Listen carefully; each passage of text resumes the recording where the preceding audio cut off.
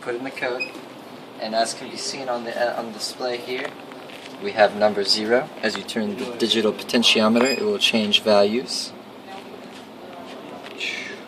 The code is already preset to 1, 2, 3. So it's asking for number 1. We received the first number correctly. Number 2, received the second number. And number 3, which it unlocks. And Kirby dances. So hold the button and reset it? Yeah. Yeah, hold it. Kirby just sits there.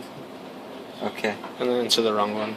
We're going to enter a wrong code, so here's 3, 3, 3.